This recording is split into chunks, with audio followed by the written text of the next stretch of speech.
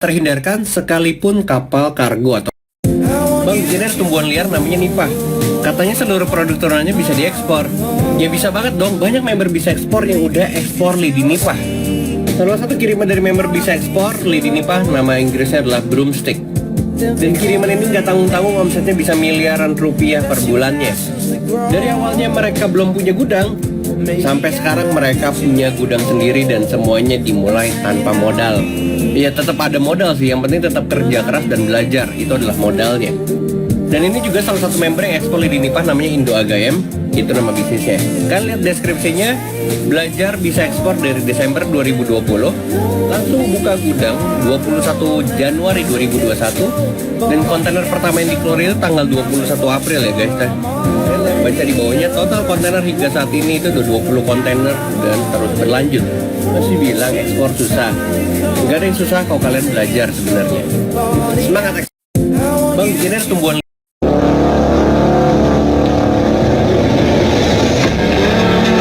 Kejadian kayak gini tidak bisa terhindarkan sekalipun kapal kargo atau kapal kontainer. Nggak heran kalau kalian kirim barang-barang yang fragile atau barang-barang yang bisa pecah, itu pas nyampe sana beneran pecah. Makanya sangat-sangat diperhatikan untuk kalian punya barang-barang fragile atau yang bisa pecah, itu bener-bener di packing supaya kalau goyang sekalipun atau kayak gini kondisinya, itu bener-bener aman. Dan juga yang paling penting adalah kalian harus menggunakan insurance. Namanya CIF atau Cost Insurance Freight. Jadi intinya gini, kalau kalian udah kasih invoice barang kalian ke si pembeli, harga barang itu udah diinkludkan dengan asuransi. Berapa sih nilai asuransinya? Nilai asuransinya murah banget, cuma 0,1% dari nilai barang kalian. Jadi penting banget kalau kalian mau ekspor ke luar negeri harus menggunakan asuransi. Kejadian kayak gini tidak bisa terhindarkan. Ini adalah hari kedua dari tantangan ekspor skincare. Yes, dan gue masih belajar soal produk karena knowledge product is everything. Dan gue dapat beberapa rekomendasi dari skincare lokal supaya gue bisa testing dan abis itu gue bisa bikin lebih baik. But anyway, lokal juga udah keren-keren sih. Sampai akhirnya gue memutuskan untuk nyoba sendiri dan gue beli di Tokopedia. Dan setelah gue cek, gue kepikiran sebuah ide. Gue pengen bikin series kayak gini. Keren gak sih bikin skincare ada seriesnya? Ini adalah hari kedua dari tantangan ekspor skincare. Yes, dan gue masih belajar soal produk karena knowledge product is everything. Dan gue dapat beberapa rekomendasi dari skincare lokal supaya gue bisa testing dan abis itu gue bisa bikin lebih baik. But anyway, lokal juga udah keren-keren sih. Sampai akhirnya gue memutuskan untuk nyoba sendiri dan gue beli di Tokopedia. Dan setelah gue cek, gue kepikiran sebuah ide. Gue pengen bikin series kayak gini. Keren gak sih bikin skincare ada seriesnya? Ini adalah hari kedua dari tantangan ekspor skincare. Yes, dan karena gue memutuskan untuk mengulang karir ekspor gue dari nol, dan gue kan berbisnis dari awal lagi, dan produk yang akan gue ekspor adalah skincare. Sampai termimpi-mimpi gue soal skincare. Ya udah, habis bangun tidur, gosok gigi langsung turun ke kamar bawah. Ini adalah hari pertama gue memulai dari awal. Yang gue pelajari hari pertama adalah belajar soal skincare, belajar soal supply, market, kualitas, dan lain sebagainya. Sampai gue nonton Dr. Richard punya YouTube. Kalau kalian mau belajar ekspor, bisa download aplikasinya Bisa Ekspor.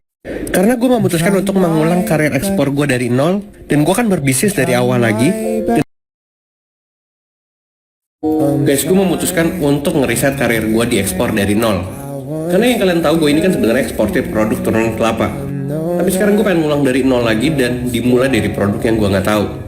Sampai akhirnya gue bikin pertanyaan di Instagram story gue, dan banyak banget yang ngasih masukan. Tapi gue pengen ngeciptain sebuah brand. Ya, brand dari sebuah produk, habis itu gue ekspor ke luar negeri. Sampai sekarang gue masih mikir apa ya produknya ya. Tapi dari semua itu kenapa gue ngelakuin ini? Supaya gue nemenin teman-teman semua yang lagi belajar ekspor juga dari nol.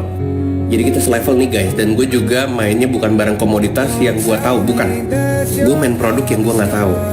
Makanya mungkin gue akan umumin malam ini apa produk yang gue pilih untuk gue ekspor nantinya. Gue akan dokumentasikan semuanya di Instagram, YouTube, dan juga TikTok ini.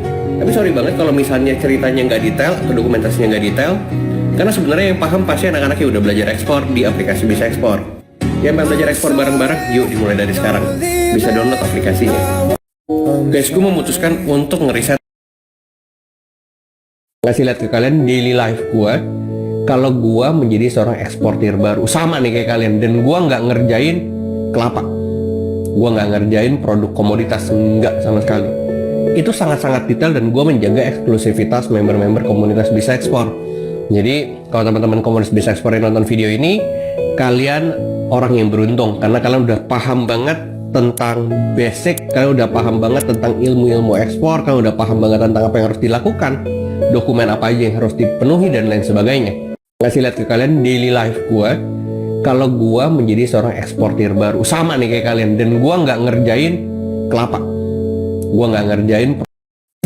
Guys, ada good news tadi gue baca di sebuah berita. Katanya kebutuhan beras domestik itu udah cukup. Terus sekarang Indonesia bersiap ekspor beras. Bener gak ya? Dan gue baca di berita lainnya, Pak Jokowi buka peluang Indonesia bebas impor beras. Yang artinya katanya nggak ada impor beras lagi di Indonesia. Sebenarnya menurut gue dari Bulog sendiri aja udah cukup. Kalau kita jago manage beras Indonesia, dan itu cukup untuk kebutuhan domestik, dan kita baru bisa siap ekspor. Dan gue percaya banget Indonesia pasti bisa ekspor beras, pasti. Dan menurut gue sebelum waktunya datang, kalian ini harus belajar ekspor dulu guys, supaya ketika waktunya datang terus kalian udah bisa ekspor, baru kalian bisa dapat peluangnya. Jangan sampai udah bisa ekspor beras tapi nggak ngerti cara ekspornya. Nanti habis itu kelewatan lagi orang-orang yang siap yang mengambilnya. Makanya gue nggak percaya yang namanya hoki atau keberuntungan. Gue percaya namanya kesempatan bertemu dengan kesiapan. Kita doain aja beras Indonesia bisa diekspor. Guys, ada good news tadi gue baca di sebuah berita. Ini orang kebanyakan teori nih, gak pernah ngasih teknisnya kecuali member. Ya iyalah ya guys, itu sebenarnya untuk menjaga eksklusivitas member-member bisa ekspor. Kalau ditanya, ya elah bayar. Gini, semua yang gratis pasti diremehin sama kalian. Contohnya banyak balai pusat pelatihan ekspor di pemerintahan. Ujung-ujungnya banyak juga tuh yang ngeremehin, nyepelein, ya udahlah gratis ini. Buktinya nggak jadi apa-apa. Tapi di komunitas bisa ekspor, banyak tuh yang udah akhirnya ekspor, untungnya dari puluhan sampai ratusan juta. Belajar cuma beberapa ratus ribu, akhirnya lu dapat kesempatan untuk dapat keuntungan ratusan juta setiap bulan. Apalagi banyak dari member gue dapat kesempatan untuk gue modalin langsung dengan nilai hampir miliaran, bahkan sampai miliaran. Kalau nggak mau ikutan ya udah nggak apa-apa. Lu bisa cek di YouTube Julio Ekspor, juga banyak gue jelasin di sana. Kalau nggak pengen ikutan ya nggak apa-apa, lu ikutan aja YouTube gue. Tapi nggak usah sampai ngehina-hina, banyakan bacot lah, bla bla bla lah. Ya udah nggak apa-apa. Yang penting gue tetap bisa. Bang, ekspor singkong bisa nggak? Ya bisa lah, masa enggak? Karena katanya ini sekali panen 2 ton lebih. Terus harganya juga murah banget, per kilonya 1.500 sampai 2.000 perak. Artinya kalau kita asumsikan 1 ton, nilainya itu 1.500.000 sampai 2 juta rupiah per ton. Kalau gue hitung dalam dolar, 2 juta rupiah dibagi 14.500 sama dengan 137 dolar per ton. Jadi kalau pakai harga yang ini, itu harganya 137 dolar per ton. Nih gue sih lihat orang-orang yang ekspor singkong itu harganya 400 sampai 450 dolar per ton. Ada juga yang 300 dolar, ada juga yang memang harganya 400 sampai 450. Kalau kita hitung keuntungan ekspor, 400 dolar per ton yang dijual dikurang harga modal tadi 137 sama dengan 263 dolar per ton. Atau rupiahnya itu 3,8 juta per ton. Atau keuntungan sekontainer 68 juta. Marketnya ekspor singkong ke Eropa bisa 165.000 ton per mencetak surplus dalam neraca perdagangannya itu sebanyak, bisa dilihat di sini, 11,86 miliar US dollar, sebesar lebih dari komoditas di sini. Ya, ini luar biasa. Kalau bisa ekspor ini, saya sempat lihat tadi di salah satu medsos, ini memberikan sosialisasi dan edukasi yang sangat penting, dan saya pikir ini memberikan banyak pencerahan juga kepada kita dan memberikan support sebetulnya kepada pemerintah dalam rangka untuk meningkatkan ekspor ya. Jadi saya makasih sekali lagi kepada Mas Julio ya, sudah sangat membantu, dan mudah-mudahan banyak teman-teman kedepannya juga bisa mencontoh juga nih Mas Julio dalam melakukan hal-hal yang sifatnya memberikan semangat, edukasi, sosialisasi, dan juga asistensi kepada para pelaku ekspor. Terima kasih buat Kementerian Perdagangan yang udah apresiasi bisa ekspor. Sebenarnya apresiasi itu adalah self-employed. Kalian bisa bertindak sebagai eksportir di kuadran si self-employed.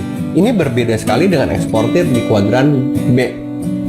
Kalau di kuadran self-employed, kalian itu yang kerjanya di kantor 9 to 5 atau kerjanya jam 9 sampai jam 5 sore, kalian tetap masih bisa nyicip-nyicip atau nyicil-nyicil kerjaan menjadi seorang eksportir. Nah, eksportir itu yang harus diperhatikan. Yang pertama adalah supply. Pasti barangnya dari mana yang kalian mau jual gitu ya. Barangnya apa, kuantitinya seperti apa, dan lain sebagainya. Itu kalian harus cari. Yang kedua adalah market. pembelinya di negara mana, terus siapa dan lain sebagainya, itu kalian harus cari. Ketiga, finance, jenis pembayaran dan lain sebagainya. Nah, karena produk yang gue beli ini adalah basket pelepah pisang, kalian tahu nggak? Gue beli ini ya, gue beli lokal. Tadi ditawarin tuh harganya 40.000, 45.000 rupiah untuk ini. Tapi tadi gue cek, tadi sebelum gue bikin konten ini gue sempat cek pasar internasional tuh biasanya jual berapa sih? Satu ini mereka bisa jual harganya 6 sampai 10 dolar sesuai size. Jadi yang gue beli ini diameternya 30 cm. Itu harganya kalau misalnya di pasar internasional 6 dolar sampai 10 dolar. Kalian bayangin 6 dolar dikali 14.000 aja udah 84.000. 84.000 kalian beli gitu ya, dari lokal 45.000 ya. Udah untung berapa tuh? 30.000. Tapi memang gue tahu ini kan hitungan kasar, untungannya segitu. Tapi menurut gue kalau misalnya tetap kalian mau berfokus di industri ini ya tetap untung juga sih pasti gitu. Nah, karena produk yang gue beli ini adalah basket pelepah pisang, kalian tahu nggak? Gue beli ini ya, gue beli lokal. Buat kalian yang daerahnya banyak gilingan padi, yang akhirnya sekam padinya dibuang-buang. Sebenarnya kalau lu mau ekspor sekam padi, lu harus jadiin areng dulu. Jadi sekam padi yang kuning-kuning ini sebenarnya harus dibuat areng.